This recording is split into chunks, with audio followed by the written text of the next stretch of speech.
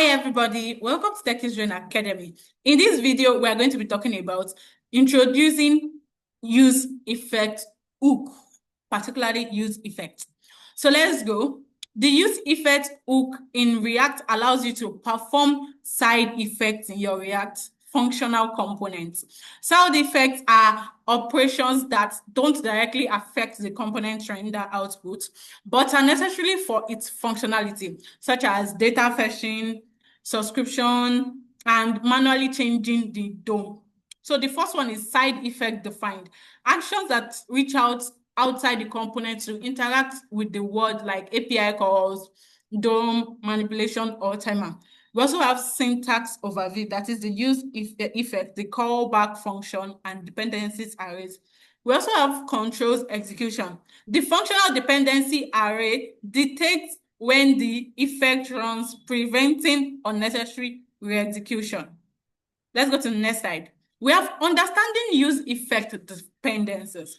The second argument of use effect, the dependency array, is crucial for controlling when use effect runs. Misunderstanding this can lead to infinite loop or missed updates. We have no dependency array, which effect runs on every render, including initial mount and every rendering. But we have effect dependency array, which says effect runs only once after the initial rendering, ideal for setup logic. We're going to do examples of this too. So we have with dependencies, effect runs on initial render, and whenever any specified dependency changes, use effect runs on change. We have proper state. Now let's go to the next one before we move to our example. We have practical use effect. We have the timer example. Let's illustrate use effect with a common scenario, a timer initially without a dependency array. This timer would reset on every re-render, leading to an unintended continuous count. Initially, an effect without dependencies will rerun on every render, causing the timer to set constantly. Adding an empty dependency array ensures the timer is set only once after the component mounts.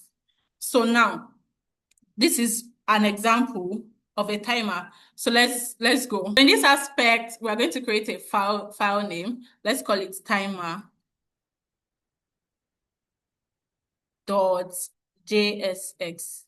And inside timer.jsx, we are going to import use state and use effect from React. Then after that, we are going to say function. We'll create a function which will be function timer. Then inside function timer, we'll say const count and set count equals to use state, which is which is 0. Then after, we are going to say use effect. Use effect, inside our use effect, we'll create an arrow function. And we'll say set time out. And inside set timeout, we'll also create an arrow function. And we'll say set count. Inside set count, we'll say count plus 1. Then we'll come here and say count after 1 second. Then we'll come here, we'll say return. Inside return, we would have h1, and inside this h1, we'll say have rendered count times.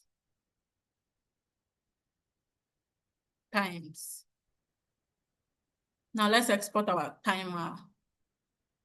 Export default timer. Now let's come here and import it.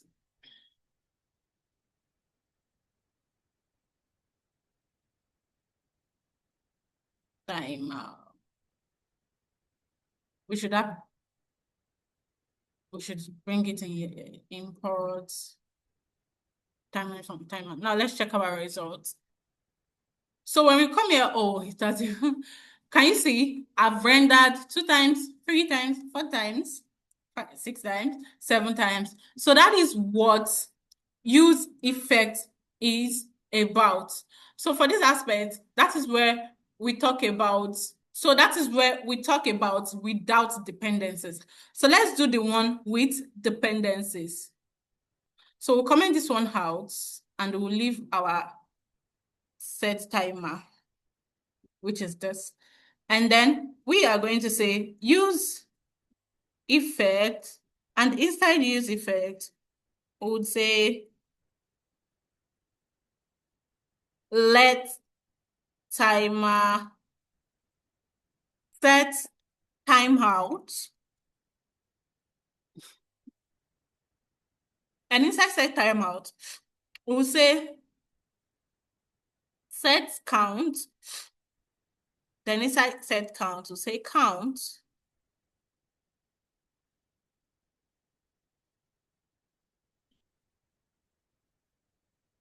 Count. Then inside count, we'll say count plus 1 after 1 second. Then after that, we'll say return clear timeout. Clear timeout timer. Then we'll come here and say, and we'll do this. Put an empty array. Then we'll come here and let's uncomment this our X and bring it here.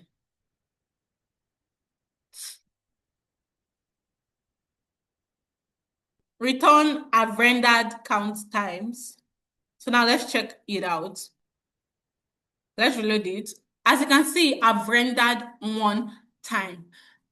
1 time actually. So let me explain what we just did in that aspect. It is called use effect cleanup, that is preventing memory leaks. So sometimes some side effect like timers, subscriptions, or event listener create resources that need to be released when the components or mounts or before the effect reruns. This is crucial for preventing memory leaks and ensuring application stability. 1, it returns a clean-up function. The use effect hook can return a function. This function is executed when the components or mounts or before the effect reruns due to dependency changes.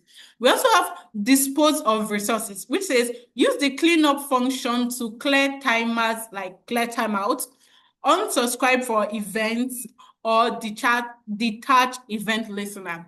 And as well, lastly, we have optimized performance.